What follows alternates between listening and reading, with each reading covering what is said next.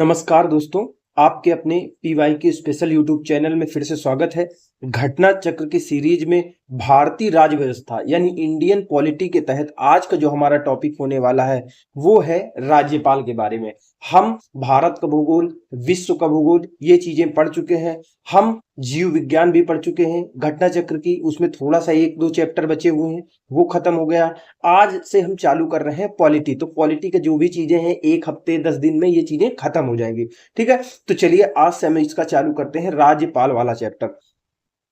तो राज्यपाल क्या है, इसके क्या क्या पावर होते हैं, कौन इसको नियुक्त करता है, इसकी क्षमता क्या कितनी होती है, मतलब ये कितनी पावर रखता है, इसकी क्या क्या विवेकाधीन शक्तियां होती हैं, ये हमारी संवैधानिक व्यवस्था में या भारतीय राजनीतिक व्यवस्था में कहाँ होता है, मतलब इन्हीं सभी चीजों के बारे में अच्छी तरीके से आप समझेंगे। तो इसके बारे में समझने से पहले हमें चलिए छोटी सी एक कहानी आपको बता देते हैं, तो आसानी से मतलब ये राज्यपाल का आपको समझ में आ जाएगा। देखिए देखिए इसका जो पावर होता है, स्कूल का जो एक बाबू नहीं होता है कि बाबू होता है वही सबका वेतन पास करवाता है, जाता है। जैसे स्कूल में जो टीचर होते हैं वो टीचर का किसी का वेतन नहीं रोकता है, लेकिन हाँ उसके हाथ में सारी चाबी होती है, सब कुछ होता है और वो दिन प्रतिदिन की सबकी महीने भर की सब रिपोर्ट ऊपर भेजता रहता है, सरकार को भेजता रहता है, मैनेजर को भेजता रहता है, सारे लोगों को भेजता रहता है। जब उसे कोई चीज समस्या आती है, कुछ चीज समझ में आती है, तो वो क्या कहते हैं लिख के दे देता है कि ये टीचर सही से काम नहीं कर रहा, ये फिर है, ऐसा वैसा करके मतलब वो कर देता है। तो इसको एक समझिए कि जैसे हमारी संघीय व्यवस्था चल रही है, देश में, पूरे देश में चल रही है।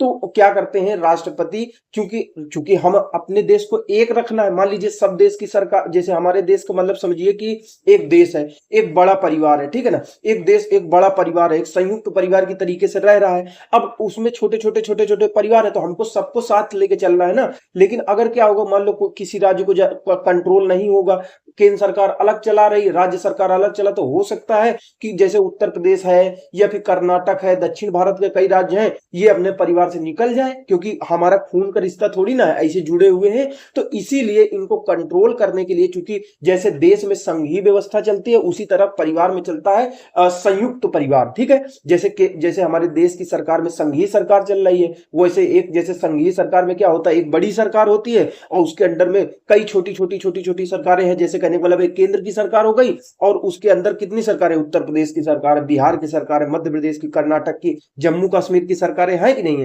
तो उसी तरीके से जैसे हमारे संयुक्त परिवार होता है, गांव में एक बड़ा परिवार होता है, उसमें दादा रहते हैं, उनके छोटे छोटे छोटे छोटे बच्चे बच्चे रहते हैं।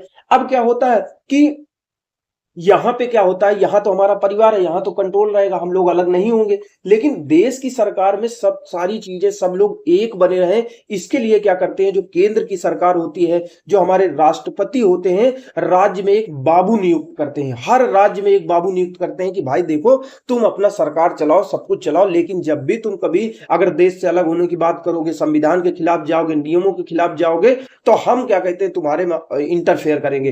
तो इसीलिए इसके पद को, राज्यपाल को पद को समझिए बाबू, इसके हाथ में सारी पावर होती है, सारी चाबियां होती हैं राज्य की। जितने भी राज्य सरकार के काम होंगे ये इसी के नाम से होंगे, राज्यपाल के नाम से ही होंगे। राज्यपाल के पास मतलब कुछ तो पावर होती है, कुछ विवेक के आधार पर इसको काम करने रहते हैं। जैसे विवेक के आधार पर क्या काम करने रहते हैं, मान लो राज्य की सरकार है, वो कोई बिल ऐसा बना दे, कोई ऐसा कानून पास करे जो केंद्र के संविधान के खिलाफ हो या केंद्र के सरकार के नियमों के खिलाफ हो, तो उसको रोक लेगा कि नहीं नहीं, तुम, क्योंकि हमको राष्ट्रपति ने नियुक्त किया, हम उनके बाबू हैं, उनके हिसाब से चलेंगे। तो क्या होता है कि वो उसके राष्ट्रपति के लिए कोई बिल होगा तो राष्ट्रपति के लिए आरक्षित कर सकता है। इसके पास कोई बिल आएगा, कोई भेजा जाएगा, तो भाई इस अपने हिसाब से डिसीजन ले लेगा कि मतलब ज्यादातर तो दे देते हैं सहमति, लेकिन इनको अधिकार होता है कि ये चाहे सहमति दे चाहे सहमति रोक ले, ऐसा करके होता है।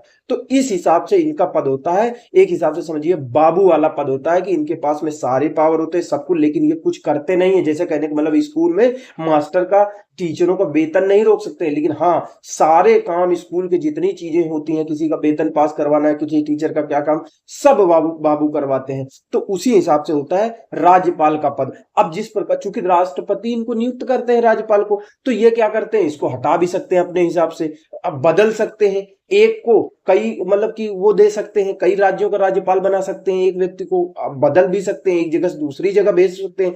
तो ये पूरी तरीके से जो राज्यपाल होते हैं, चूंकि केंद्र की सरकार द्वारा नियुक्त किए गए होते हैं, तो जो केंद्र की सरकार कहती है उसी हिसाब से चलते हैं। और कभी कभी क्या होता है, इनमें विवाद देखने को मिलता है। जैसे मान लो केंद्र में अलग सरकार है, राज्य में अलग सरकार है, तो होता क्या है कि इनके जो राज्यपाल के जो डिसीजन होते हैं, जो निर्णय होते हैं, उसमें केंद्र सरकार की तरफ झुकाव देखने को मिलता है। अभी देखो हाल ही में मतलब कि विजय थलापति जो कर्नाटक के तमिलनाडु, उसमें जैसे राज्यपाल केंद्र सरकार ने नियुक्त किया है, तो वो विजय को, चूंकि विजय दूसरी पार्टी के थे, उन्होंने नई पार्टी बनाई थी, अब वो बीजेपी के नियुक्त किए गए थे, तो उनके सीएम बनने में अड़ंगा लगा रहे थे कि नहीं लगा। तो इस प्रकार से कभी कभी तनातनी भी हो जाती है। तो यहां मतलब ये पद होता है। अब चलिए इसका नोट्स पढ़ते हैं, फिर इसका क्वेश्चन आंसर शुरू करते हैं। तो शुरू करते हैं।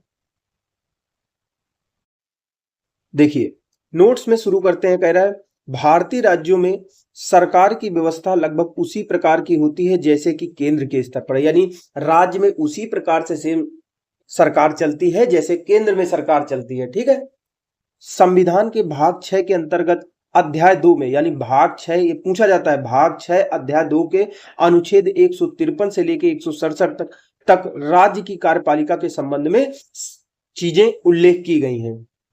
राज्य की कार्यपालिका में राज्यपाल, मुख्यमंत्री, मंत्रिपरिषद, यही सब लोग आएंगे। आगे बढ़ते हैं। संविधान के अनुच्छेद 154 के तहत, ठीक है, अनुच्छेद 154 के तहत राज्य की कार्यपालिका शक्ति राज्यपाल में निहित होती है। जिस प्रकार से केंद्र की शक्ति पूरी किसमें नियुक्त होती है, राष्ट्रपति में, उसी प्रकार से राज्य की जो कार्यपालिका शक्ति होती है राज्यपाल में नियुक्त होती है। यानी चाबी सभी इसके हाथ में होती है, लेकिन ये अपने हिसाब से कुछ नहीं करता है। ठीक है। तो राज्य की कार्यपालिका शक्ति राज्यपाल में निहित होती है। अनुच्छेद 153 के अनुसार प्रत्येक राज्य के लिए एक राज्यपाल होगा, लेकिन 7वें संविधान संशोधन अधिनियम 1956 के माध्यम से यह प्रावधान कर दिया गया कि एक व्यक्ति को 2 या 2 से अधिक राज्यों का राज्यपाल नियुक्त किया जा सकता है। यानी देखिए 153 में तो कह दिया गया कि हर राज्य का, प्रत्येक राज्य का अपना एक राज्यपाल होगा, लेकिन बाद में यह भी प्रावधान कर दिया गया कि एक राज्यपाल तो एक राज्य का होगा, लेकिन एक व्यक्ति को एक से अधिक राज्यों का राज्यपाल बनाया जा सकता है। यह 7वें संशोधन के माध्यम से ये कह दिया गया। आगे बढ़ते हैं। देखिए क्या दिया हुआ है। संविधान के अनुच्छेद 155 के तहत राज्य के राज्यपाल की नियुक्ति कौन करता है, राष्ट्रपति द्वारा की जाती है। राष्ट्रपति अपने बाबू की तरह भेजता है कि हमारा परिवार न बिखरने पाए, संयुक्त परिवार जो हमारी संघीय व्यवस्था है वो न बिखरने पाए। ये राज्य है, अब राज्य में खून का रिश्ता है नहीं, पता चले कि वो दूसरे देश के साथ संबंध बना ले और विभाजन की बात करने लगे। तो क्या होता है, 155 के तहत राज्य के राज्यपाल की नियुक्ति भारत के राष्ट्रपति द्वारा की जाती है। सामान्यतः राज्यपाल का कार्यकाल क्या होता है, पद ग्रहण से 5 वर्ष की अवधि के लिए होता है। यानी सामान्यतः यही होता है कि 5 वर्ष तक बना रहता है, लेकिन राष्ट्रपति इसको जब चाहेगा तो राष्ट्रपति के प्रसार पर, जब तक राष्ट्रपति का आशीर्वाद मिलता रहेगा, राष्ट्रपति चाहेगा ये बने रहेंगे। ठीक है। अनुच्छेद 156 के 1 के तहत राज्यपाल राष्ट्रपति के प्रसाद पर्यंत अपना पद धारण करता है। अनुच्छेद 156 के 2 के तहत राज्यपाल राष्ट्रपति को संबोधित अपने हस्ताक्षर सहित लेख द्वारा अपना पद त्याग कर सकते हैं। यानी राष्ट्रपति नियुक्त करता है, राष्ट्रपति के आशीर्वाद तक, प्रसाद तक ये बने रहते हैं अपने पद पर, राष्ट्रपति जब तक चाहता है, या फिर ये चाहे तो राष्ट्रपति को अपना इस्तीफा दे दें। ठीक है। अनुच्छेद 157 के अनुसार राज्यपाल पद के लिए कौन कौन सी एलिजिबिलिटी होनी चाहिए। जैसे आप कोई नौकरी का फॉर्म भरने जाते हो तो उसके लिए एलिजिबिलिटी मांगता है ना कि ग्रेजुएशन होना चाहिए, ये होना चाहिए। उसी प्रकार से अनुच्छेद 157 के अनुसार राज्यपाल पद के लिए कौन कौन सी योग्यता, तो सबसे पहली चीज भारत का नागरिक हो, 35 साल पूरे कर चुका हो, ये चीजें होनी चाहिए। आगे बढ़ते हैं। कह रहा है अनुच्छेद 166 के तहत राज्य सरकार के सभी कार्यकारी कार्य औपचारिक रूप से राज्यपाल के नाम पर होते हैं। तो केंद्र सरकार के जितने काम होते हैं वो राष्ट्रपति के नाम से होते हैं। जैसे हमारे देश की सरकार का किसी दूसरे देश की सरकार से कोई समझौता होगा तो करेंगे तो प्रधानमंत्री, मंत्रिपरिषद करेंगे, कोई मंत्री करेगा, लेकिन उस पर साइन हमारे राष्ट्रपति को होते हैं। तो उसी प्रकार से राज्य की सरकार में होता है, जितने भी काम होते हैं सब मुख्यमंत्री ओरिजिनल रूप में, व्यवहारिक रूप में करता है, लेकिन किसके नाम से होते हैं उस पर साइन होता है, राज्यपाल का होता है। तो उसी प्रकार से कहा जा रहा है 166 में कि राज्य सरकार के सभी कार्यकारी कार्य औपचारिक रूप से राज्यपाल के नाम पर होते हैं। अनुच्छेद 2 के 3 के अनुच्छेद 202 के 3 के का के अनुसार, ये एक अनुच्छेद है, उसके अनुसार राज्यपाल की जो भी उपलब्धियां होती हैं, भत्ते, उसके पद से संबंधित अन्य व्यय राज्य की संचित निधि पर भारित होते हैं। यानी राज्य का भाई, जैसे राज्यपाल है, उसका ऑफिस होगा, उसकी गाड़ी वाड़ी चलेगी, उसको कुछ वेतन मिलेगा, भत्ता मिलेगा, उसको कुछ सुविधाएं मिलेंगी, तो ये सारी चीजें जो राज्य की संचित निधि होता है उस पर भारित होता है। आगे चलिए बढ़ते हैं। संविधान के अनुच्छेद 164 के 1 के अनुसार मुख्यमंत्री की नियुक्ति राज्यपाल द्वारा की जाएगी और अन्य मंत्रियों की नियुक्ति राज्यपाल मुख्यमंत्री की सलाह पर करता है। देखिए, जब चुनाव होता है किसी राज्य में तो क्या होता है, जिसको ज्यादा बहुमत प्राप्त होती है, जैसे स्पष्ट बहुमत प्राप्त होती है, गठबंधन का नेता होता है, उसको राज्यपाल कहते हैं कि क्या कहते हैं, आप मुख्यमंत्री आ जाइए बनने के लिए, सरकार बनाने के लिए आ जाते हैं। लेकिन होता क्या है, मुख्यमंत्री की नियुक्ति जिसको ज्यादा मतलब की सीटें मिली है या गठबंधन बड़े दल का नेता तो उसको बुला लेंगे, ठीक है, उसको बुला लेंगे। लेकिन यहाँ पे वो उसी को बुलाएगा जिसको ज्यादा मतलब सीटें मिलेंगे। तो नियुक्ति तो राज्यपाल करेंगे, लेकिन उसी को करेंगे जिसको ज्यादा सीटें मिलेंगी, ठीक है। तो ये नहीं कि किसी को भी नियुक्त कर दे, हाँ, लेकिन कभी कभी होता है कि किसी को बहुमत नहीं मिलती है, तो वहां पे ये अपने विवेक के हिसाब से काम कर सकते हैं। उसके लिए आगे बढ़ते हैं। अनुच्छेद 239 के 5 के अनुसार, तो ये अनुच्छेद बाद में, जैसे जो का ये होते हैं, ये बाद में जोड़े जाते हैं, ठीक है। इसके अनुसार क्या है, जो संघ राज्य क्षेत्र दिल्ली के मुख्यमंत्री की नियुक्ति राष्ट्रपति द्वारा की जाती है। देखिए, दिल्ली हमारा एक विशेष राज्य है, वो एक तो देश की राजधानी है, दूसरी तरफ से अपना स्वयं का एक अलग राज्य भी है, तो वहां के लिए कुछ विशेष व्यवस्था होती है। तो उसके लिए क्या किया गया है कि वहां पे जो, जैसे हमने देखा कि हर जगह के जो मुख्यमंत्री थे उनकी नियुक्ति राज्यपाल कर रहा था, लेकिन दिल्ली के लिए स्पेशल प्रावधान किया गया अनुच्छेद 239 के 5 के हिसाब से, कि जो हमारा दिल्ली है, जो संघ राज्य क्षेत्र है, उसके मुख्यमंत्री की नियुक्ति सीधा राष्ट्रपति करेंगे। यहाँ राज्यपाल का कोई सिस्टम नहीं है, ठीक है। होगा राज्यपाल, लेकिन मतलब ऐसा नहीं है, नियुक्ति मुख्यमंत्री की हमारे राष्ट्रपति सीधे करेंगे। आगे बढ़ते करें, अनुच्छेद 168 के 1 के अनुसार राज्यपाल जो होते हैं राज्य विधानमंडल का अभिन्न अंग होता है। तो जिस प्रकार से संसद का अभिन्न अंग होता है हमारा राष्ट्रपति, उसी प्रकार से यहाँ राज्य विधानमंडल में, यानी जैसे वहां संसद है केंद्र में, तो हमारे यहाँ पे राज्य का विधानमंडल है, यानी राज्य का जहां पे विधान बनता है, जहां कानून बनते हैं, तो उसका अभिन्न अंग होता है। कोई भी अगर कानून बनना है तो राज्यपाल के अंतिम में हस्ताक्षर होंगे, राज्यपाल के हस्ताक्षर नहीं होंगे तो कोई कानून, कोई विधान बन नहीं पाएगा। वह राज्य विधानसभा के सत्र को बुलाने, सत्र अवसान करने, विघटित करने की शक्ति रख। आगे बढ़ते हैं, कह रहा है राज्यपाल राज्य विधान परिषद के कुल सदस्यों के 1/6 भाग को नामित करता है। होता क्या है, जो राज्य का राज्यपाल होता है, जैसे सब राज्यों में तो विधान परिषद है नहीं, 5-6 ऐसे राज्य हैं जिनमें विधान परिषद भी है, ठीक है। ज्यादातर राज्य ऐसे ही हैं जिनमें केवल विधानसभा है। तो जहां जहां विधानसभा है, जैसे उत्तर प्रदेश वगैरह, बिहार वगैरह है, वहां विधान परिषद है। तो वहां क्या होता है, 1/6 सदस्य होते हैं, वो राज्यपाल मनोनीत कर सकता है। साहित्य, कला, विज्ञान, समाज सेवा, तो इनके क्षेत्र में जो माहिर है, जिन्होंने काम किया है, उनको मनोनीत किया जा सकता। देखिए, एक और प्रावधान था, ये प्रावधान था जब हम लोग आजाद हुए थे, अंग्रेजों से आजादी मिली थी, तो देखिए अंग्रेज हमको आजादी दिए थे, तो एक वादा हमने अंग्रेजों से ये कर दिया था कि जो आंग्ल भारतीय समुदाय के जो बच्चे होते हैं या लोग होते हैं, उनको प्रतिनिधित्व मिलता रहे। उसके लिए क्या किया जाता था, उनको भी सीटें पहले दी जाती थी कि कुछ सीटें तुमको मनोनयन के माध्यम से, मान लो तुम जीत ना पाओ, जैसे अंग्रेज चले जा रहे थे। अब क्या हो रहा था, आंग्ल भारतीय समुदाय वो होता है, जैसे एक तरफ अंग्रेज हो और एक माता पिता में से एक अंग्रेज हो, एक भारतीय, तो उनसे जो बच्चा पैदा हो उनको मतलब कि प्रतिनिधित्व मिलता रहे। तो ये पहले व्यवस्था थी कि उसके लिए मनोनीत किया जाता था, ठीक है।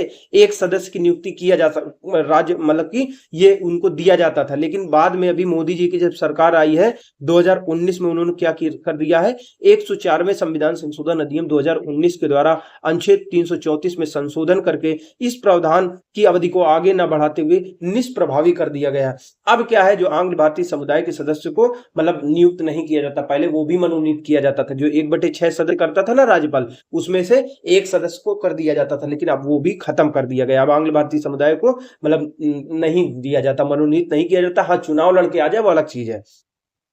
आगे बढ़ते हैं, कह रहा अनुच्छेद 165 के तहत राज्यपाल उच्च न्यायालय का मुख्य न्यायाधीश नियुक्त होने के लिए योग्य किसी व्यक्ति को राज्यपाल का महाधिवक्ता नियुक्त कर सकता है। तो राज्य का जो महाधिवक्ता होता है, जैसे राज्य सरकार होती है तो उसका एक वकील होता है, जैसे आप पर्सनल वकील रखते हो, आपके खिलाफ जैसे बड़े बड़े उद्योगपति होते हैं तो उनके खिलाफ कोई केस हो जाता है तो उनका वकील लड़ने के लिए होता है कि नहीं होता। तो उसी प्रकार से राज्य की सरकार होती है, भाई कानून के सामने तो सब बराबर है, तो कानून जो सरकार होती है राज्य की वो भी अपना एक वकील रखती है, तो उसी वकील को राज्य में कहा जाता है महाधिवक्ता। तो उसको चूंकि राज्यपाल है तो राज्यपाल यहां कार्य करता है कि सुप्रीम हाई कोर्ट का जो भी योग्यता रखता है, हाई कोर्ट का जज बनने की जो भी योग्यता रखता है व्यक्ति, उसको क्या कहते हैं, महाधिवक्ता नियुक्त करता है। कौन? राज्यपाल करता है। आगे बढ़ते हैं, राज्य विधानमंडल द्वारा पारित किसी विधेयक पर राज्यपाल स्वीकृति दे सकता है, रोक सकता है, या फिर वह विधेयक को राष्ट्रपति के विचार के लिए आरक्षित रख सकता है। ठीक है, साथ ही साथ वह विधेयक को पुनर्विचार के लिए वापस भी कर सकता है। ठीक है, तो होता क्या है, जैसे विधानमंडल का मतलब है विधान जहां पे बनते हैं, तो राज्य में जहां पे कानून बन रहे हैं विधानमंडल में, जैसे विधानसभा में पारित हो गया, विधान परिषद में पारित हो गया, जहां जहां पे है, उसके बाद में जब राज्यपाल के साइन होने के लिए जाते हैं अंतिम रूप से, तो क्या होता है, राज्यपाल स्वीकृति दे दे कि हाँ ठीक है साइन कर दे, साइन ना करे, या फिर साइन थोड़े समय के लिए रोक दे, फिर से भेज दे पुनर्विचार के लिए कि एक बार की इसको देख लो सही से, ये चीज सही नहीं है, या फिर राष्ट्रपति के लिए भेज दे, क्योंकि राष्ट्रपति ने ही इसको नियुक्त किया होता है। तो राष्ट्रपति चूंकि निगहबान रखता है कि मतलब कोई संविधान विरोधी यहाँ पे काम ना हो पाए, तो राष्ट्रपति के विचार के लिए भी उसको आरक्षित रख सकता है। ठीक है, आगे बढ़ते हैं। लेकिन धन विधेयक के मामले में क्या होता है कि चूंकि धन विधेयक होता क्या है, राज्यपाल की सहमति से ही सबसे पहले आते हैं, तो इनको नहीं रोक सकते हैं राज्यपाल, क्योंकि पहले ही उसकी सहमति राज्यपाल की मिल गई होती है। परंतु राज्य विधानमंडल द्वारा पुनः भेजे जाने पर राज्यपाल को उस पर अपनी स्वीकृति देनी होती है।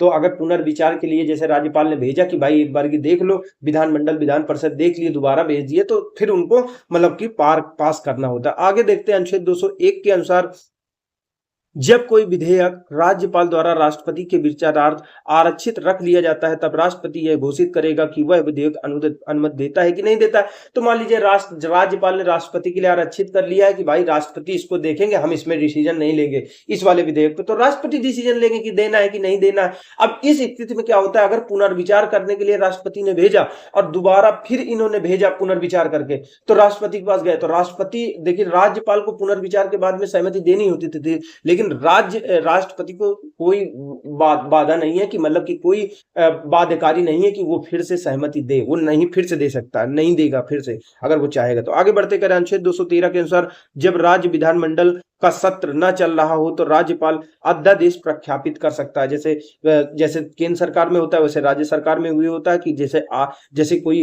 अनावश्यक कोई आपातकाल आ गया हो और उसके लिए अचानक से कानून की जरूरत हो, लेकिन कानून बन नहीं सकता क्योंकि न विधानसभा सत्र में है, विधानसभा सत्र में नहीं है, और दोनों सत्र चाहिए कानून बनने के लिए, दोनों विधान परिषद विधानसभा दोनों होने चाहिए, तो विधान परिषद तो भंग नहीं होती, लेकिन इनका सत्र नहीं चल रहा तो कानून तो बन नहीं सकता है। तो ऐसी स्थिति में क्या हो सकता है, राज्य विधानमंडल का सत्र न चल रहा हो तो राज्यपाल अध्यादेश प्रख्यापित कर सकते हैं। अध्यादेश का वही पावर होता है जो किसी कानून का होता है। आगे बढ़ते हैं, अनुच्छेद 161 के अनुसार किसी राज्य के राज्यपाल को उस राज्य की कार्यपालिका विधि के विरुद्ध किसी अपराध के लिए दंड को क्षमा करने, उसका प्राविलंबन करने, विराम करने या परिहार करने, दंडादेश की निलंबन, परिहार, लघुकरण की शक्ति प्राप्त होती है। तो जैसे राष्ट्रपति को विभिन्न प्रकार के न्यायिक शक्ति प्राप्त होती है कि किसी को कोई 5 साल की सजा मिली है तो 2 साल की सजा में चेंज कर सकता है, यानी अवधि को घटा सकते हैं।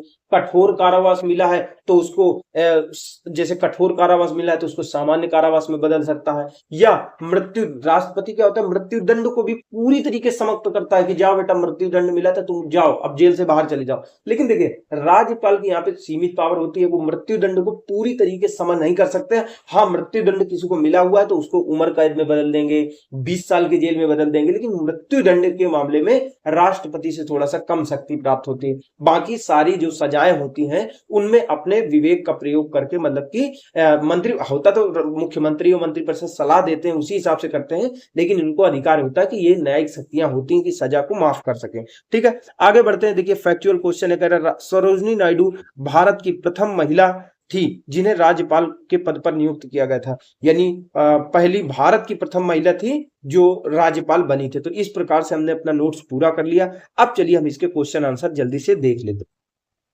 चलिए दोस्तों, एक एक करके इसके क्वेश्चन भी पूरे कर लेते हैं। पहला नंबर हमारा क्वेश्चन कह रहा है, संविधान के मसौदे में निर्वाचित राज्यपालों के प्रावधानों की मूल योजना को छोड़ दिया गया था, क्योंकि देखिए हुआ यह था, जब हमारा संविधान बन रहा था तो एक एक पद, जैसे राज्यपाल का पद क्या होगा, इसका चुनाव होना चाहिए कि नहीं होना चाहिए, राष्ट्रपति का चुनाव होना चाहिए कि नहीं होना चाहिए, इन सभी मामले में डिबेट होती थी। ठीक है, तो उसमें यह बात आई थी कि देखिए क्वेश्चन क्या कह रहा है, संविधान के मसौदे में निर्वाचित राज्यपालों के प्रावधानों की मूल योजना को छोड़ दिया गया था। कुछ लोग कह रहे थे कि जो राज्यपाल अभी देखते हैं हम, राज्यपाल को राष्ट्रपति सीधे नियुक्त करता है, इसका निर्वाचन नहीं होता है, केवल मुख्यमंत्री का निर्वाचन होता है चुनाव के माध्यम से। तो राज्यपाल का निर्वाचन इसको छोड़ दिया गया था। इसके पीछे रीजन ये दिया गया था कि दो दो लोग निर्वाचित हो जाएंगे, एक तरफ मुख्यमंत्री निर्वाचित हो जाएगा, एक तरफ राज्यपाल निर्वाचित हो जाएंगे, तो एक तो अनावश्यक खर्च बढ़ जाएगा, बहुत ज्यादा पैसा लग लेगा, और दोनों तरफ हो सकता है कि पावर में लड़ाई होने लगे, क्योंकि राज्यपाल भी कहेगा हम भी जनता से चुन के आए हैं, और मुख्यमंत्री भी कहेगा हम भी चुन के आए हैं, तो पैसा वैसा भी खराब है, इसीलिए इस चीज को छोड़ दिया गया था। ठीक है, चलिए देखते हैं इसमें क्या दिया हुआ। सी नंबर सही है, 1 3 4, इसमें कौन से कथन सही है? ठीक है, तो 1 1 3 4, इसका तात्पर्य होता है एक दूसरा निर्वाचन, एक मुख्यमंत्री का निर्वाचन तो हो रहा था, दूसरा भी निर्वाचन होने लगता, जो कि सही नहीं था। निर्वाचित राज्यपाल अपने को मुख्यमंत्री से बड़ा मानने लगता, बराबर समझने लगता, इसलिए इसको छोड़ दिया गया। राज्यपाल को संसदीय प्रणाली के ही अधीन ही काम करना चाहिए। जब राज्यपाल को मुख्यमंत्रियों के सलाह के हिसाब से ही काम करना था, तो फिर क्यों इसका चुनाव कराना, इसीलिए इसको छोड़ दिया गया था। ठीक है, देखिए हुआ यह था, संविधान सभा में इस बात पर काफी बहस हुई थी कि राज्यपाल का जो पद होना चाहिए नियुक्त होना चाहिए कि निर्वाचित होना चाहिए। तो इसमें कई लोग ऐसे थे जो इस पक्ष में थे कि राज्यपाल को निर्वाचित होना चाहिए। ठीक है, जैसे कृष्णामाचारी, बीजी खेर, जीबी पंत, ये लोग थे। ठीक है, निर्वाचन के पक्ष में थे। लेकिन डॉक्टर अंबेडकर, नेहरू जी जैसे नेता ये चाहते थे कि राज्यपाल नामित होना चाहिए, नियुक्त होना चाहिए। तो देखिए जब आप डिबेट देखेंगे तो समझ में आता है कि संविधान किसने लिखा था, किसने। इसमें देखिए डिबेट चल रही है दोनों लोगों के बीच में। कई लोग कह रहे हैं ये पद होना चाहिए, ये पद नहीं होना चाहिए। तो इसमें सारे लोगों का योगदान जाता है, मतलब सारे लोगों ने मतलब मिल के संविधान बनाया था। उसमें किसी लोगों को ज्यादा योगदान था, जैसे अंबेडकर साहब को कुछ ज्यादा योगदान था, दूसरों का कम था, लेकिन सब लोगों ने मिल के बनाया था। ठीक है, अंततः देखते हैं कि अंततः देश की परिस्थितियों एवं आम सहमति के आधार पर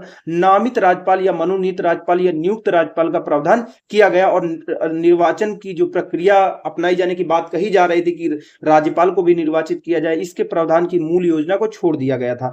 क्योंकि इससे क्या होता, इससे कई चीजें होती, जैसे अनावश्यक निर्वाचन में खर्चा होता, निर्वाचन के दुष्परिणामों से बचा जा सकता था, राजनीतिक महत्वाकांक्षाएं द्वंद्व हो जाता, संघर्ष को जन्म देता, केंद्र का राज्यों पर प्रभावी नियंत्रण नहीं हो सकेगा, क्योंकि केंद्र चाहती है कि हमारे जो संघीय व्यवस्था, संयुक्त परिवार वाली व्यवस्था है वो बनी रहे। अब मान लीजिए इधर ये भी निर्वाचित हो जाएगा तो उसकी बात थोड़ी मानेगा, वो कहेगा हम खुद चुन के आए हैं, अलगाववाद को बढ़ावा मिलेगा। इसके लिए इस प्रावधान को छोड़ दिया गया था। दूसरा नंबर क्वेश्चन कह रहा है, राज्य सरकार का कार्यकारी अध्यक्ष संवैधानिक प्रमुख कौन होता है? तो ये होता है राज्यपाल। राज्यपाल क्या होता है, राज्य, आगे बढ़ते हैं व्याख्या तो समझ में आएगा। संविधान के अनुच्छेद 154 के 1 के अनुसार राज्य की कार्यपालिका जो शक्ति होती है राज्यपाल में निहित होती है, और राज्यपाल की पूरी जो राज्य की कार्यपालिका शक्ति होती है इसी में होती है।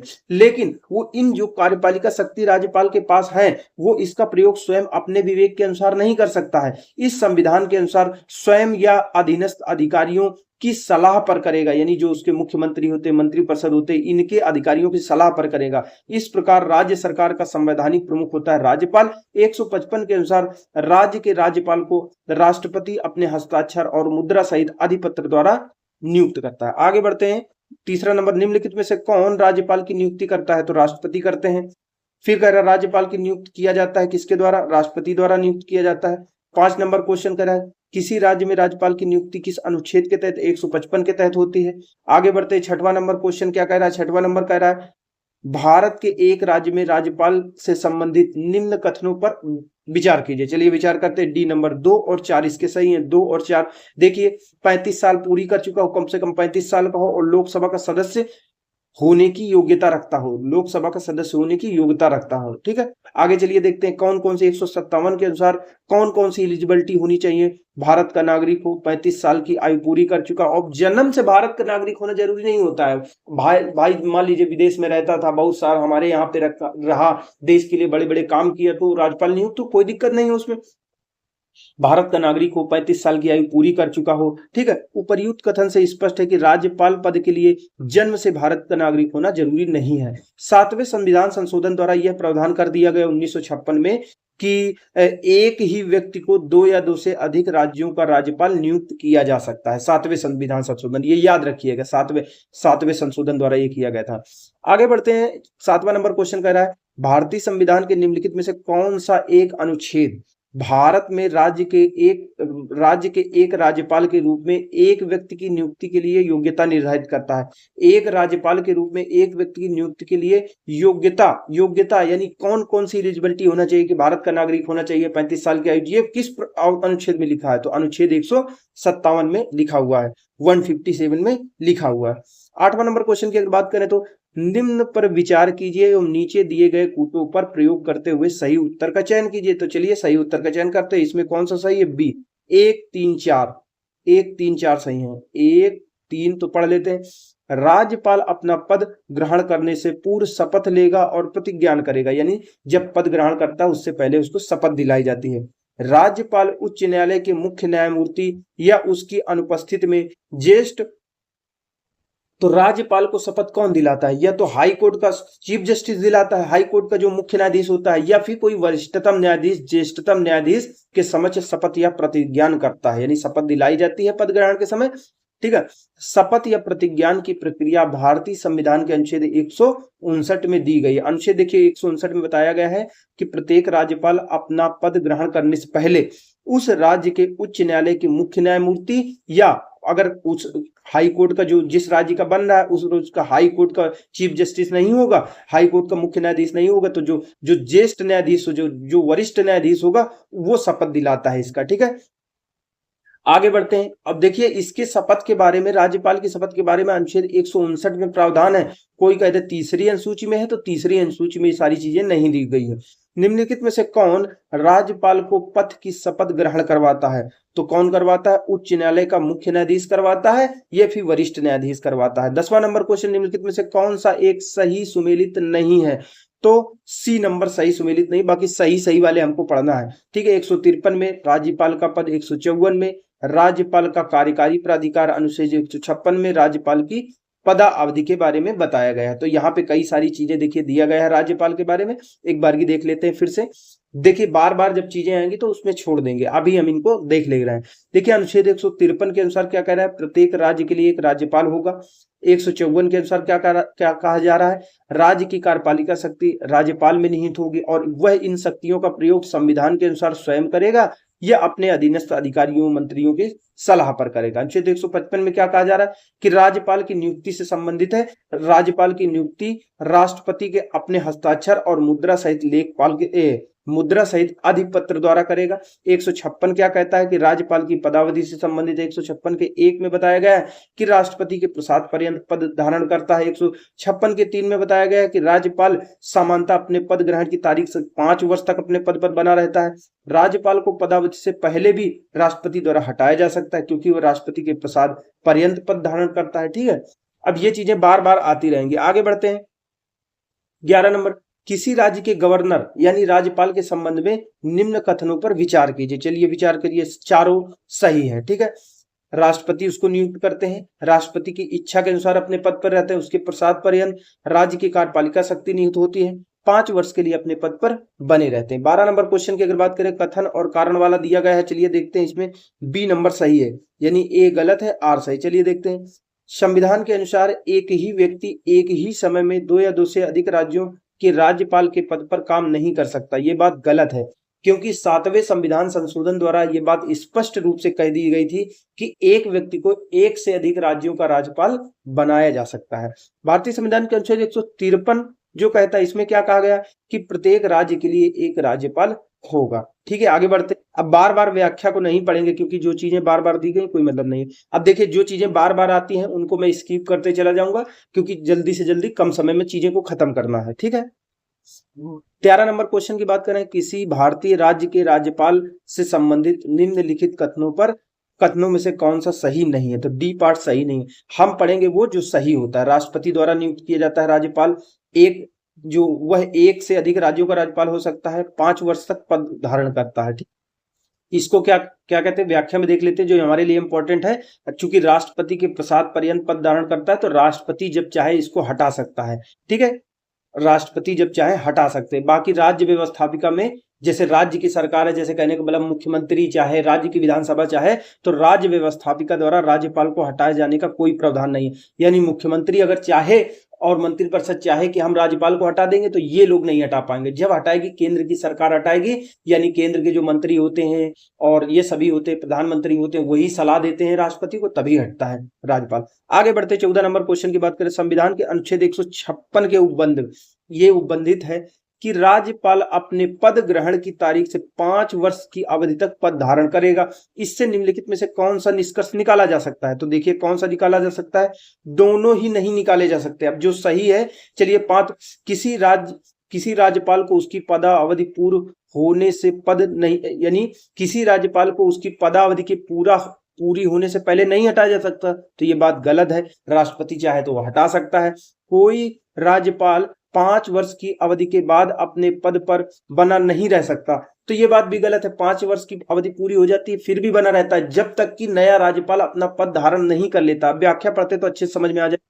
देखिए 156 के 3 में कहा गया है कि राज्यपाल अपने पद की अवधि के समाप्त होने पर भी तब तक अपने पद पर बना रहेगा जब तक उसका उत्तराधिकारी कोई नया राज्यपाल अपना पद धारण नहीं कर लेता है।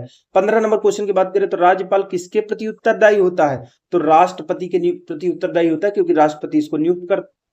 तो देखिए जो जो काम किया है हम वही चीज पढ़ेंगे, बार बार चीजें नहीं पढ़ेंगे। देखिए एक और तो जो राज्यपाल होता है राज्य शासन का मुखिया होता है, और दूसरी तरफ केंद्र सरकार के प्रतिनिधि के रूप में काम करता है, जो हमने बताया था बाबू के रूप में काम करता है, और राष्ट्रपति के प्रति उत्तरदायी होता है। 16 नंबर क्वेश्चन की बात करें, निम्नलिखित में से कौन भारत के राष्ट्रपति की इच्छा तक ही पद पर बना रहता है? तो राष्ट्रपति की इच्छा तक कौन बना रहता है? राज्यपाल बना रहता है।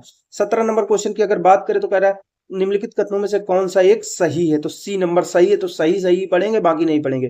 भारत के संविधान में राज्यपाल को उसके पद से हटाने हेतु कोई भी प्रक्रिया अधिकथित नहीं है, यानी राज्यपाल को हटाने के बारे में कोई प्रक्रिया नहीं बताई गई है। राष्ट्रपति जब चाहे उसी के प्रसाद पर्यंत होता है, वो हटा सकते हैं। व्याख्या देख, अब देखिए यहाँ पे जो इंपॉर्टेंट पॉइंट है इसको पढ़ते हैं। हम पढ़ते हैं कि जो राज्यों का मुख्यमंत्री होता है उनकी नियुक्ति कौन करता है? राज्यपाल करता है। लेकिन कुछ विशेष उपबंध होते हैं, कुछ विशेष राज्य होते हैं, जैसे हमारा दिल्ली हो गया, पुदुचेरी हो गया, यानी पांडिचेरी हो गया, तो उसके लिए कुछ विशेष प्रावधान किया गया है कि जो संघ राज्य क्षेत्र हमारा दिल्ली होता है, यहाँ का मुख्यमंत्री की बात करें, ठीक है, और बात करें पुदुचेरी संघ राज्य क्षेत्र के मुख्यमंत्री की बात करें, तो इनकी नियुक्ति सीधा राष्ट्रपति द्वारा की जाती है। ठीक है, और ये बात हमारी आई है संविधान के अनुच्छेद 239 के का में 5 में, ये दिल्ली के लिए आया है कि दिल्ली जो संघ राज्य क्षेत्र है उसके मुख्यमंत्री की नियुक्ति सीधा कौन करेगा? राष्ट्रपति करेगा। और संघ राज्य क्षेत्र सरकार अधिनियम 1963, इसमें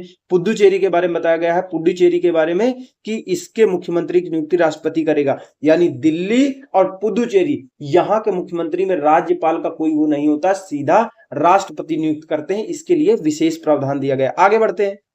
18 नंबर क्वेश्चन कह रहा है जम्मू, 18 नंबर अपना क्वेश्चन देख लेते हैं। 18 नंबर क्वेश्चन कह रहा है जम्मू कश्मीर के राज्यपाल की नियुक्ति कौन करता है? तो देखिए जम्मू कश्मीर के राज्यपाल की नियुक्ति प्रेजेंट सिचुएशन ये है, वर्तमान के हिसाब से देखेंगे, क्योंकि बहुत सारा पहले वो केंद्र शासित प्रदेश था, स्पेशल स्टेटस मिला हुआ था 370 के तहत, लेकिन 2019 में केंद्र सरकार, मोदी सरकार ने सब इसका खत्म कर दिया और बिल्कुल सही किया। ठीक है, बहुत अच्छा, इसके लिए उसकी तारीफ की जानी चाहिए। तो राज्यपाल की नियुक्ति कौन करता है? जम्मू कश्मीर में राष्ट्रपति करते हैं। ठीक है, अब देखिए जो इंपॉर्टेंट है वही पढ़ेंगे केवल। जम्मू एवं कश्मीर पुनर्गठन अधिनियम 2019 के तहत जम्मू एवं कश्मीर राज्य को 2 संघ राज्य क्षेत्रों में, एक जम्मू कश्मीर और दूसरा लद्दाख के रूप में पुनर्गठित कर दिया गया, और वहां पे उपराज्यपालों का प्रावधान किया गया और उनकी नियुक्ति राष्ट्रपति द्वारा की जाती है। आगे बढ़ते हैं। 19 नंबर हमारा क्वेश्चन क्या कह रहा है? जम्मू और कश्मीर राज्य के कार्यकारी अध्यक्ष का पद नाम सन 1965 में सदर ए रियासत से राज्यपाल में बदल दिया गया था। ठीक है, सी नंबर सही है। जम्मू और कश्मीर राज्य के संविधान में 6ठे संविधान संशोधन द्वारा क्या किया गया था कि पहले क्या था, जम्मू और कश्मीर राज्य के जो कार्यकारी अध्यक्ष था 1965 में, उसका नाम क्या कहते हैं, पहले होता था 1965 से पहले उसका नाम होता था सदर ए रियासत, बाद में राज्यपाल कर दिया गया था। ये 6ठे संविधान संशोधन के द्वारा किया गया था। अब इसका नाम हो गया उपराज्यपाल। अब यहाँ पे उपराज्यपाल नाम दे दिया गया। पहले यहाँ यानी उसका नाम था सदर रियासत, फिर 1965 में राज्यपाल कर दिया गया, अब उसका नाम हो गया है उपराज्यपाल, जिसकी नियुक्ति राष्ट्रपति करते हैं। एक बार ये देख लेते हैं। जम्मू और कश्मीर राज्य के संविधान में छठे संवैधानिक संशोधन द्वारा 1965 में राज्य के जो कार्यकारी अध्यक्ष था उसका नाम था सदर ए रियासत। इससे बदल के क्या कर दिया गया था, बाद में राज्यपाल कर दिया गया था। 1965 में सदर ए रियासत से बदल के राज्यपाल कर दिया गया था। प्रधानमंत्री मुख्यमंत्री के रूप में पुनः स्थापित हो गया था, यानी पहले वहां के प्रधानमंत्री कहते थे मुख्यमंत्री को, बाद में मुख्यमंत्री कहा जाने लगा था। जम्मू एवं कश्मीर पुनर्गठन अधिनियम 2019 में मोदी सरकार के दौर में जम्मू कश्मीर को जम्मू कश्मीर और लद्दाख 2 केंद्र शासित राज्यों में विभाजित कर दिया गया था और वहां पे उपराज्यपालों के पद का प्रावधान किया गया था, जिसकी नियुक्ति आज राष्ट्रपति द्वारा की जाती है। 20 नंबर क्वेश्चन की बात करें, निम्न में से किसकी सिफारिश पर राजस्थान में राज्य प्रमुख के पद को समाप्त करके राज्यपाल की व्यवस्था की गई थी? तो देखते हैं।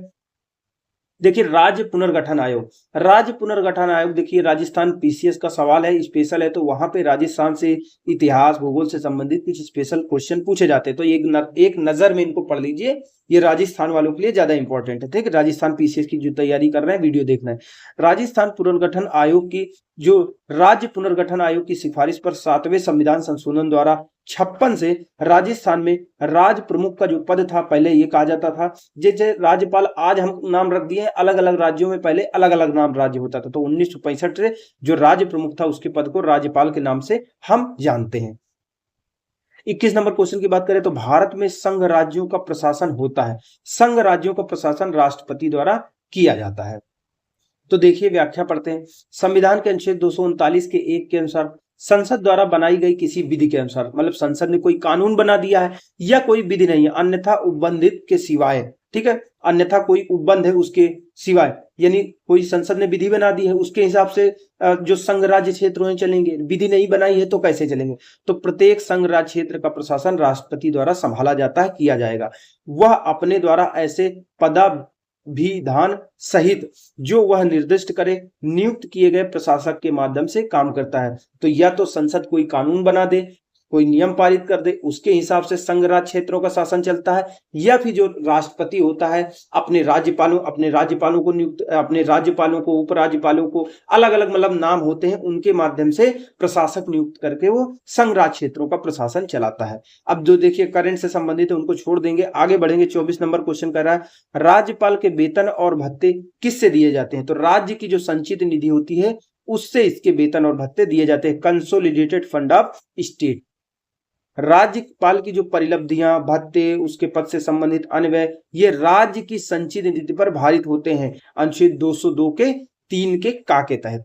25 नंबर क्वेश्चन की बात करें, जब एक ही व्यक्ति को 2 या 2 से अधिक राज्यों का राज्यपाल नियुक्त किया जाता है तो उस राज्यपाल को संदेह परिलब्धियां और भत्ते, मतलब कितना वेतन भत्ता मिलेगा तो राष्ट्रपति बताता है कितना मिलेगा। तुम 2 के बन जाओ, 3 के बना दिए जाए अलग बात है, लेकिन राष्ट्रपति डिसाइड करेगा तुमको कितना मिलेगा। ठीक है, इसे उन राज्यों के बीच ऐसे अनुपात में आवंटित किया जाएगा जैसा राष्ट्रपति आदेश द्वारा अवधारित करे, यानी राष्ट्रपति आदेश इसके लिए निकालता है कि आपको कितना मिलेगा। ठीक है, भारतीय संविधान के भाग 6 के तहत अनुच्छेद 168 के 3 के का के अंतर्गत यह प्रावधान किया गया है कि जब एक ही व्यक्ति 2 या 2 से अधिक राज्यों का राज्यपाल नियुक्त हो जाता है तो उसे संदेह परिलब्धियां, मतलब उपलब्धियां, भत्ते उन राज्यों के बीच ऐसे अनुपात में आवंटित किए जाएंगे जैसा राष्ट्रपति आदेश द्वारा अवधारित करें। राष्ट्रपति एक आदेश निकालता है उसके हिसाब से मिलता है और उसी अनुपात में बटा होता है कि इतने परसेंट इस राज्य से आएगा, इतने परसेंट इस राज्य से आएगा, इतने परसेंट इस राज्य से आएगा,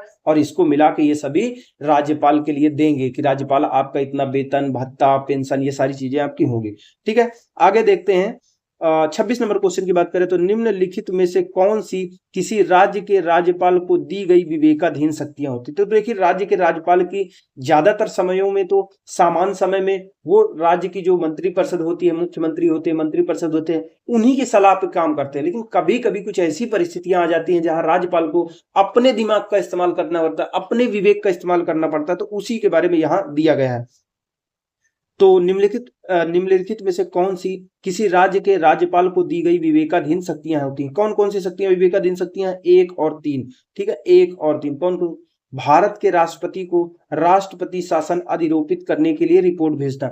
तो राज्यपाल ये डिसाइड करता है कि देखो राज्य का शासन यार अब सही तरीके नहीं चलाया जा रहा है, संविधान के प्रावधानों के अनुसार नहीं चलाया जा रहा, इसकी रिपोर्ट भेज देता है कि यहाँ पे अब आप अपना शासन चलाइए, नहीं तो ये सब खराब करे दे रहे हैं सिस्टम। तो भारत के राष्ट्रपति को राष्ट्रपति शासन लगाने के लिए रिपोर्ट भेजना, ये उसके विवेक पर निर्भर करता है, राज्यपाल के विवेक पर। राज्य विधानमंडल द्वारा पारित कतिपय विधेयकों को भारत के राष्ट्रपति के पुनर्विचार के लिए आरक्षित करना, यानी विधान परिषद से, विधानसभा से विधेयक कोई पारित होकर राज्यपाल के पास जाए तो वो स्वीकृति दे या ना दे, ये पुनर्विचार के लिए उसको वापस कर दे, या फिर राष्ट्रपति के लिए रख ले कि भाई देखो राष्ट्रपति इसको देखेंगे, हम इसको नहीं देखेंगे। तो चलिए देखते हैं विवेक के अनुसार। ठीक है, यहाँ पे देख लेते हैं कौन कौन सी उसकी विवेकाधीन शक्तियां हैं, ये व्याख्या में आ जाएगा। तो देखिए कई ऐसे मामले होते हैं जहां पे राज्यपाल अपने विवेक का प्रयोग करता है, जैसे जब किसी सरकार को स्पष्ट बहुमत न प्राप्त हो तो किसको बहुमत देना है, किसको सरकार बनाने के लिए आमंत्रित करना है, ये राज्यपाल के विवेक पर होता है। ये कुछ ऐसे होते हैं, जब आगे आएंगे तो हम देखेंगे। चलिए व्याख्या पढ़ते हैं। संविधान के अनुच्छेद 356 के अनुसार यदि राष्ट्रपति का किसी राज्य के राज्यपाल से प्रतिवेदन मिलने पर अन्यथा यह समाधान हो जाता है कि ऐसी स्थिति उत्पन्न हो गई है जिसमें उस राज्य का शासन संविधान के उपबंधों के अनुसार नहीं चलाया जा सकता, तो राष्ट्रपति द्वारा उस राज्य में राष्ट्रपति शासन लगाया जा सकता है। यह रिपोर्ट भेजना राज्यपाल की विवेकाधीन शक्ति के अंतर्गत आता है।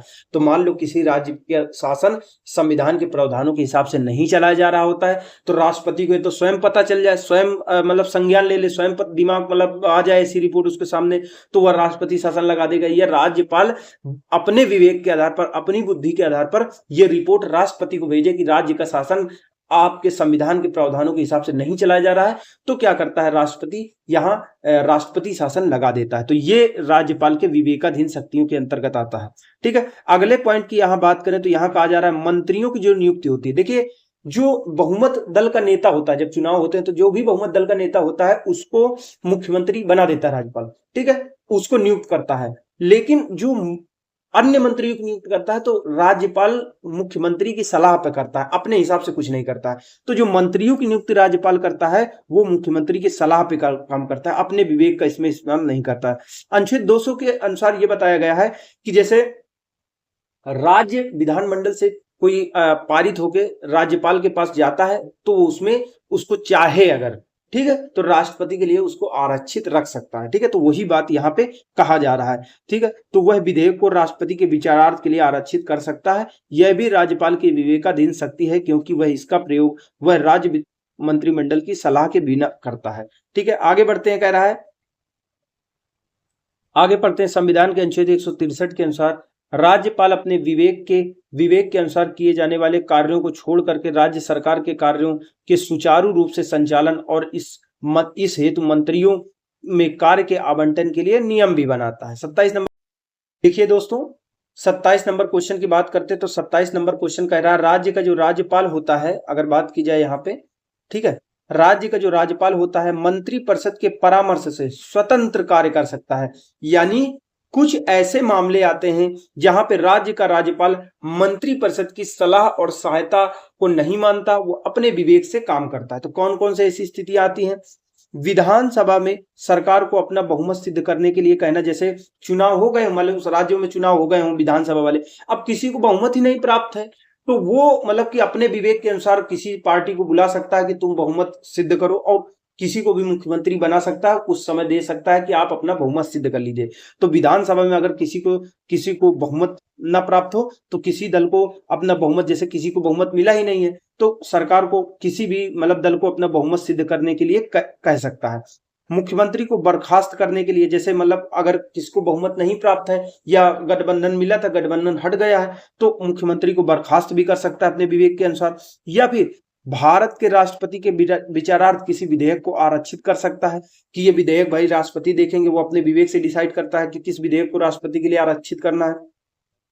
विधायिका द्वारा पारित किसी विधेयक को पुनर्विचार करने के लिए वापस भेज सकता है। ठीक है, तो ये राज्यपाल अपने विवेक के अनुसार काम करता है। तो देखिए राज्यपाल कौन कौन से कार्य अपने विवेक के हिसाब से करता है। तो पहला काम क्या करता है, विधानसभा में सरकार को अपना बहुमत सिद्ध करने के लिए कह सकता है। अल्पमत में आए मुख्यमंत्री को बर्खास्त कर सकता है। मान लो कई सारे विधायक उसके साथ जुड़े हुए थे, वो हट गए, किसी दूसरे दल में शामिल हो गए, तो उसके बहुमत बचा ही नहीं, तो उसको बर्खास्त कर देगा।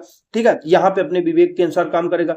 किसी विधेयक पर अनुमति देने के लिए, अनुमति रोकने के लिए अथवा राष्ट्रपति के विचारार्थ आरक्षित करने के लिए मतलब कि अपने विवेक का इस्तेमाल करता है। विधायिका द्वारा पारित किसी विधेयक को पुनर्विचार करने के लिए वापस भेज सकता है कि भाई इसको देखो सही तरीके से। ठीक है, आगे आ जाइए। यहाँ पे एक बात कही जा रही है, इनके अतिरिक्त राज्य में राष्ट्रपति शासन लगाने, ठीक है, इसकी भी सिफारिश कर सकता है, राष्ट्रपति से रिपोर्ट भेज सकता है कि यहाँ का शासन संवैधानिक प्रावधानों के अनुसार नहीं चल रहा।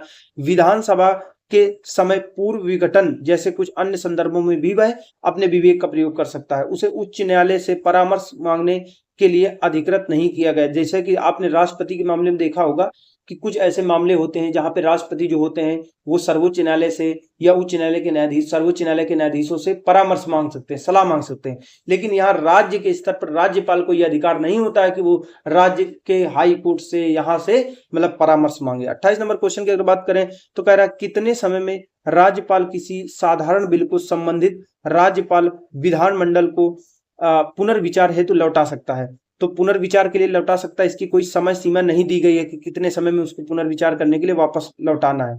ठीक है, व्याख्या पढ़ते हैं। संविधान के अनुच्छेद 200 के प्रथम परंतु के तहत राज्यपाल अनुमति के लिए अपने समक्ष विधेयक प्रस्तुत किए जाने के बाद यथाशीघ्र किसी साधारण विधेयक को संबंधित राज्य विधानमंडल को पुनर्विचार करने के लिए लौटा सकता है। लेकिन जो यथाशीघ्र तो कह दिया गया है कि पुनर्विचार करने, जैसे राज्यपाल के पास कोई विधेयक देता है, पास होने के लिए साफ साइन कर दो इसमें, तो कह सकता है कि जाओ फिर से देखो इसको। तो ये समय सीमा नहीं, कितने समय में कहेगा, यथाशीघ्र शब्द है लेकिन ये नहीं बताया गया, समय नहीं डिसाइड किया गया। 29 नंबर क्वेश्चन की बात करें तो भारतीय संविधान के निम्न अनुच्छेदों में से किस एक के अधीन राज्यपाल राष्ट्रपति के विचार के लिए किसी विधेयक को आरक्षित रख सकता है। तो अनुच्छेद 200 के तहत, ये बहुत इंपॉर्टेंट अनुच्छेद है जिसके तहत राज्यपाल विधेयक को आरक्षित रखता है राष्ट्रपति के लिए। ठीक है, अगला देखते हैं, आगे वही दिया हुआ है तो उसको छोड़ देते हैं। 30 नंबर क्वेश्चन देखते हैं, भारतीय संविधान के किस अनुच्छेद के अंतर्गत राज्यपाल राज्य विधानसभा द्वारा पारित विधेयक को राष्ट्रपति के विचार के लिए कर सकता है आरक्षित। अनुच्छेद 200 के तहत।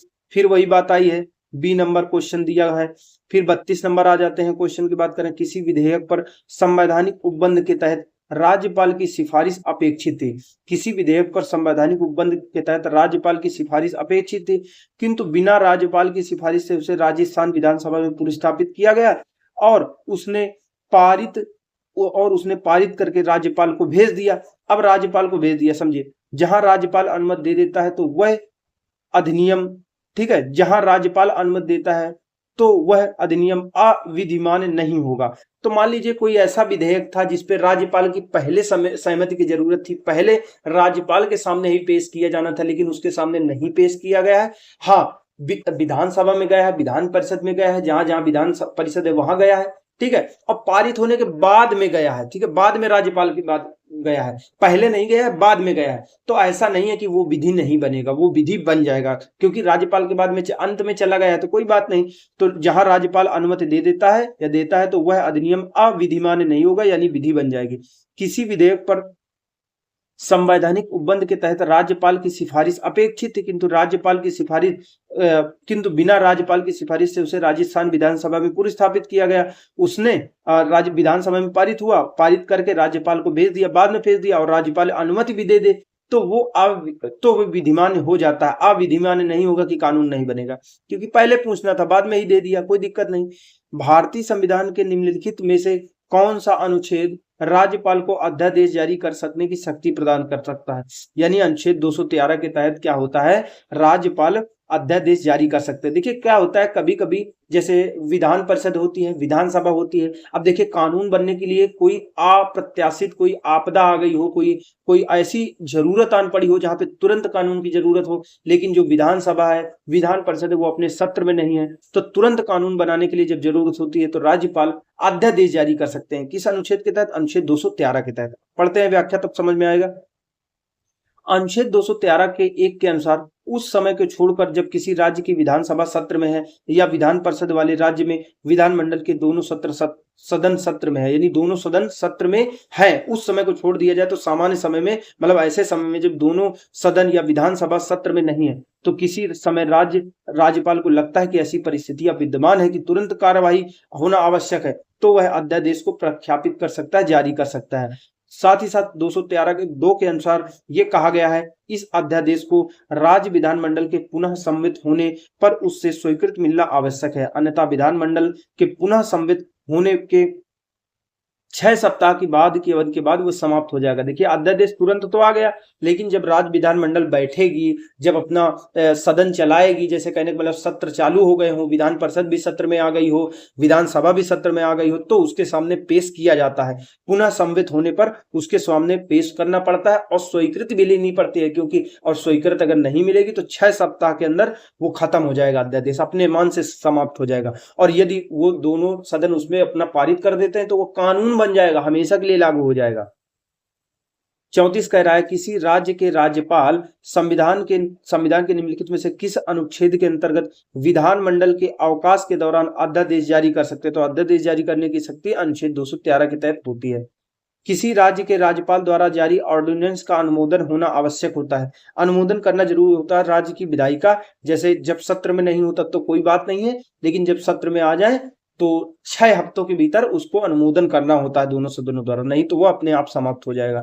36 नंबर, भारतीय संविधान के किस अनुच्छेद के तहत राज्यपाल को विधानमंडल के विश्रांति काल में अध्यादेश प्रख्यापित करने की शक्ति होती है? तो ये इंपॉर्टेंट है, इसलिए देखिए बार बार दिया हुआ है। 37 नंबर क्वेश्चन की बात करें, निम्नलिखित में से किसकी नियुक्ति राज्य का राज्यपाल नहीं कर सकता? तो मुख्यमंत्री की नियुक्ति करता है, ठीक है। किसकी नियुक्ति नहीं करता है, इसमें कौन कौन दिया? सी नंबर, राज्य के उच्च न्यायालय के जो न्यायाधीश होता है इनकी नियुक्ति राष्ट्रपति द्वारा की जा सकती है। बात की राज्य का महाधिवक्ता, एडवोकेट जनरल जिसको कहते हैं। और फिर अगर बात करें जो पीसीएस होता है राज्य का, राज्य लोक सेवा, इसकी नियुक्ति राज्यपाल करते हैं। मुख्यमंत्री की भी नियुक्ति करते हैं, ठीक है। तो चलिए व्याख्या पढ़ते हैं तो समझ में आ जाएगा। चलिए व्याख्या पढ़ते हैं।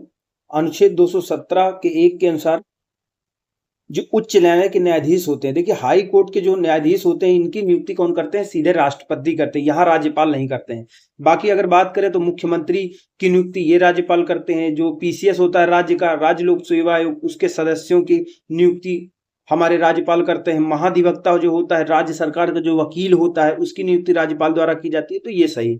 आगे पढ़ते हैं 38 नंबर क्वेश्चन की अगर बात किया जाए तो इसका कह रहा है, निम्नलिखित कथनों पर विचार कीजिए, नीचे दिए गए कूट से अपना उत्तर चुनिए, ठीक है। तो इसके 1 और 3 सही है। देखिए 1 और 3 सही है। राज्यपाल को उच्च न्यायालय के न्यायाधीश की नियुक्ति का अधिकार नहीं है, तो ये बात सही है। राज्यपाल जो होते हैं उच्च न्यायालय के न्यायाधीश की नियुक्ति नहीं करते, उच्च न्यायालय के न्यायाधीश की नियुक्ति राष्ट्रपति करते हैं।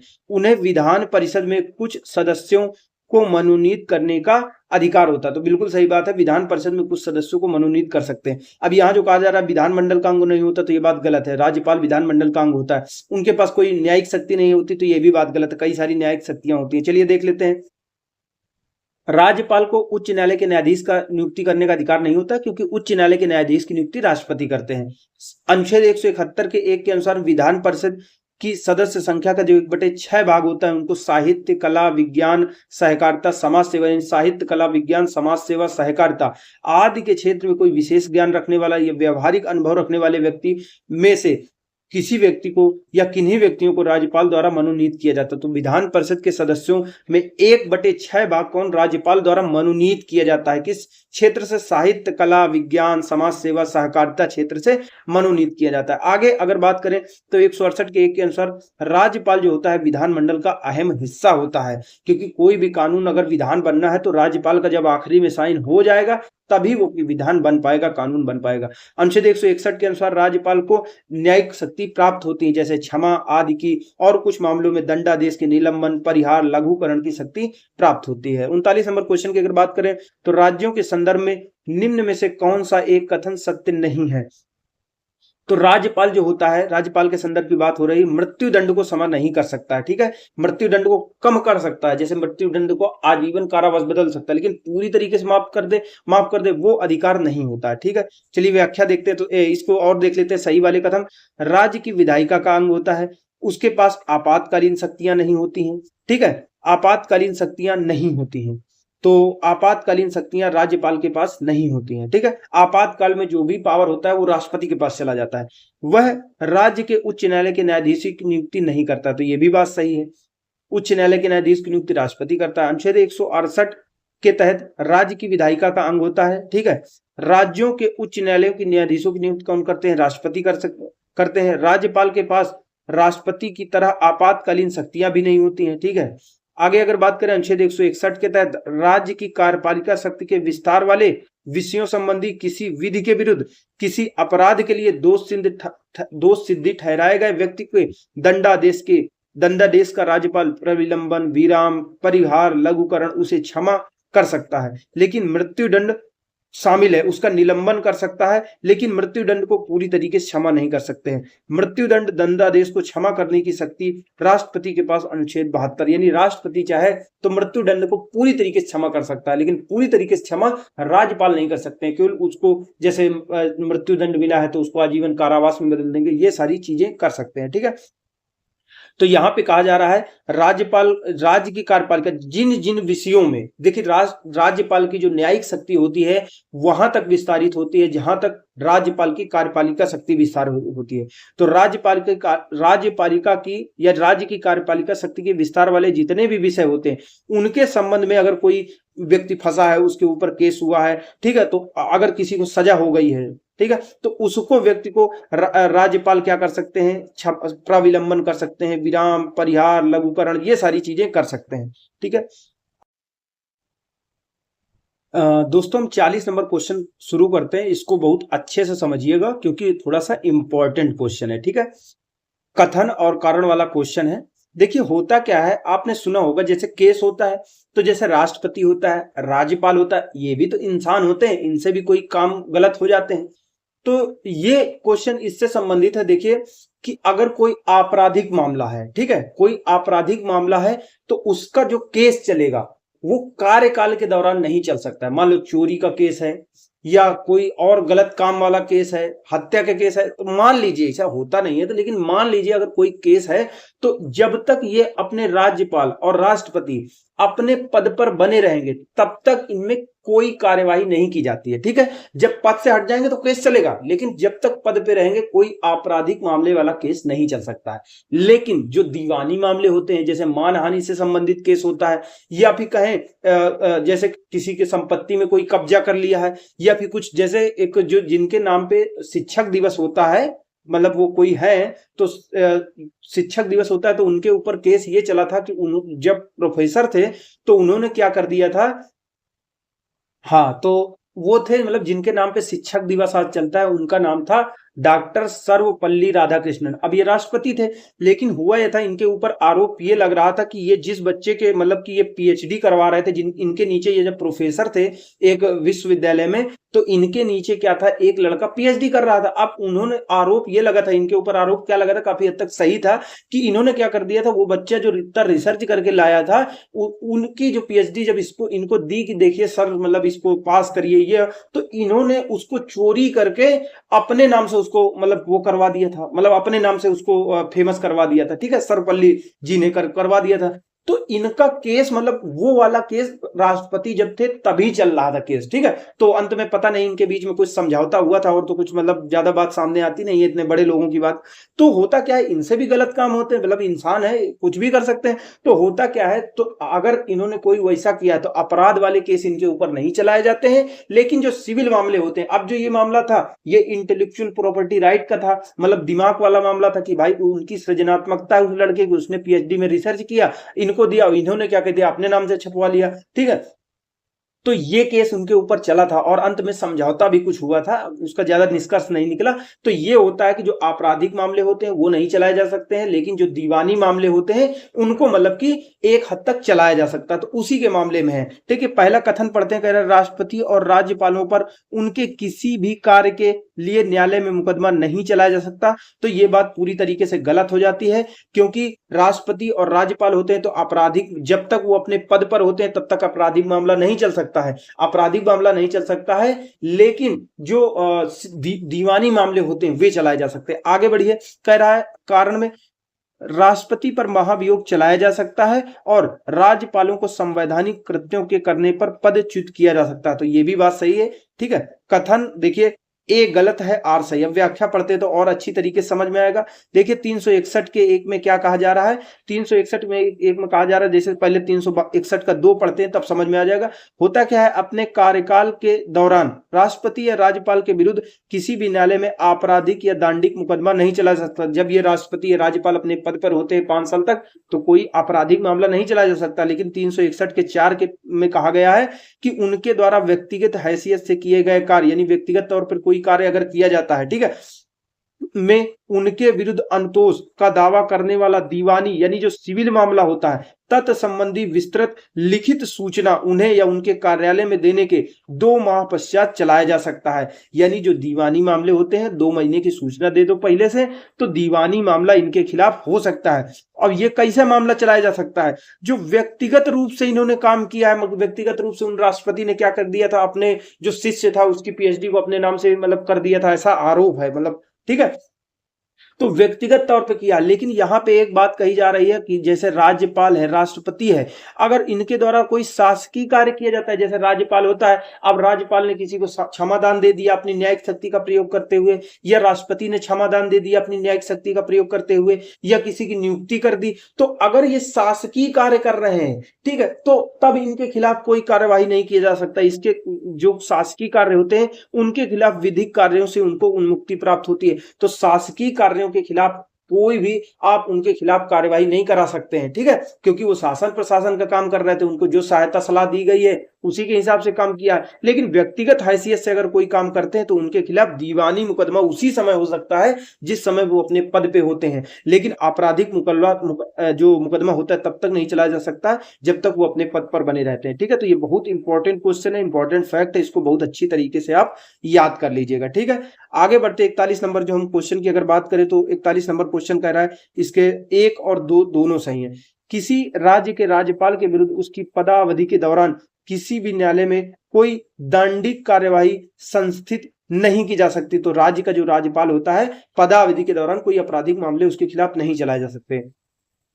किसी राज्य के राज्यपाल की परिलब्धियां भत्ते उसकी पदावधि के दौरान नहीं कम किए जा सकते, ये भी बात सही है। चलिए देखते हैं, व्याख्या पढ़ते हैं। कथन 1 संविधान के अनुच्छेद 361 के संदर्भ में, कथन 2 ऐसे करके कुछ देखिए, यहां देखते हैं, राष्ट्रपति या राज्यपाल के विरुद्ध उसकी पदावधि के दौरान किसी भी न्यायालय में किसी प्रकार की दंडिक कार्यवाही नहीं चलाई जा सकती है। ठीक है, अगर बात करें 158 में, तो राज्यपाल के पद के लिए शर्तों बताई गई अनुच्छेद 158 में। ठीक है, और ये बताई गई खंड 4 में कहा गया है कि उसकी उपलब्धियां और भत्ते उसकी पदावधि के दौरान कम नहीं किए जा सकते। आगे बताइए, चलिए बढ़ते हैं 42 नंबर क्वेश्चन। तो क्या सत्य नहीं है, तो डी नंबर सत्य नहीं, जो सत्य है केवल वही पढ़ना चाहिए, क्योंकि दिमाग में राष्ट्रपति या राज्यपाल को शासकीय कार्यों के लिए विधिक कार्यवाही से उन्मुक्ति होती है। ठीक है, जो शासन प्रशासन का काम करते हैं उनके खिलाफ कोई कार्यवाही नहीं करा सकते हो आप।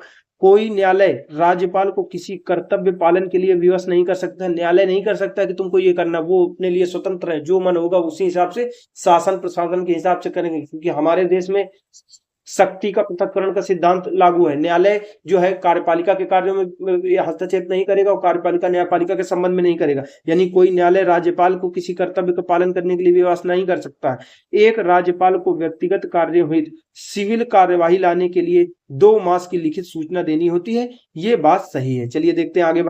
ठीक है, देखिए वहां यही बात वहां आगे कही जा रही है। संविधान के अनुच्छेद 74 के 2 के अनुसार इस प्रश्न की किसी न्यायालय में जांच नहीं की जाएगी कि क्या मंत्रियों ने राष्ट्रपति को कोई सलाह दी, और यदि दी तो क्या दी। तो होता क्या है, देखिए राज्यपाल जो होते हैं वो मंत्रियों की, मुख्यमंत्री की सलाह के अनुसार काम करते हैं। तो ये कोई न्यायालय में नहीं कह सकता कि भाई सलाह दी थी, सही नहीं दी थी, गलत दी थी, या दी थी तो क्या दी थी बताओ हमको, इसके संबंध में कोई केस नहीं होगा। ठीक है, 43 नंबर क्वेश्चन, भारत के संविधान में निम्न में से किसके विरुद्ध अभियोग चलाने का प्रावधान नहीं है। तो किसके विरुद्ध अभियोग नहीं चलाया जा सकता, राज्य के राज्यपाल के विरुद्ध अभियोग नहीं चलाया जा सकता। ठीक है, आगे बढ़ते हैं। होता क्या है, इसके विरुद्ध अभियोग नहीं चलाया जा सकता, राष्ट्रपति जब चाहे इनको हटा सकता है, इसके संबंध में अभियोग से संबंधित कोई प्रक्रिया का उल्लेख नहीं है। 44 नंबर की बात करें, भारत में किसी राज्य की राज्यपाल बनने वाली पहली भारतीय महिला कौन थी। तो पहली भारतीय महिला थी सरोजनी नायडू, जो 1947 से 1949 तक बनी थी, राज्यपाल बनी थी, उत्तर प्रदेश की पहली राज्यपाल बनी थी। इसका उत्तर प्रदेश का नाम उस समय संयुक्त प्रांत हुआ करता था। 45 नंबर क्वेश्चन की बात करें, निम्नलिखित में से कौन स्वतंत्र भारत के किसी राज्य की सर्वप्रथम महिला राज्यपाल बनी थी? तो सरोजनी नायडू थी, ये पहली भारतीय थी जो किसी राज्य की महिला राज्यपाल बनी थी। 46 नंबर क्वेश्चन की बात करें, प्रतिवर्ष 13 फरवरी को महिला दिवस मनाया जाता है, तो सरोजनी नायडू की ही स्मृति में मनाया जाता है। ठीक है, 13 फरवरी को सरोजनी नायडू की स्मृति में राष्ट्रीय महिला दिवस मनाया जाता है 13 फरवरी को। इनका जन्म हुआ था 13 फरवरी 1879 को, सरोजनी नायडू का जन्म हुआ था और किसी राज्य की राज्यपाल बनने वाली पहली भारतीय महिला थी। 47 नंबर क्वेश्चन, पश्चिम बंगाल की प्रथम भारतीय महिला राज्यपाल कौन बनी थी? तो ये बनी थी पद्मजा नायडू बनी थी। छत्तीसगढ़ पीसीएस में पूछा गया। देखिए, पश्चिम बंगाल की प्रथम महिला राज्यपाल पद्मजा नायडू बनी थी 56 से 67 के बीच में।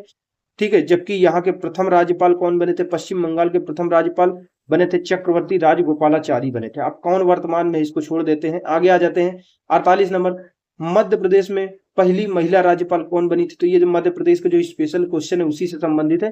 सरला ग्रेवाल, ये राज्यपाल मध्य प्रदेश की पहली महिला राज्यपाल बनी थी। अब जो विवादित करंट अफेयर के क्वेश्चन है उनको छोड़ते हुए आगे बढ़ते हैं।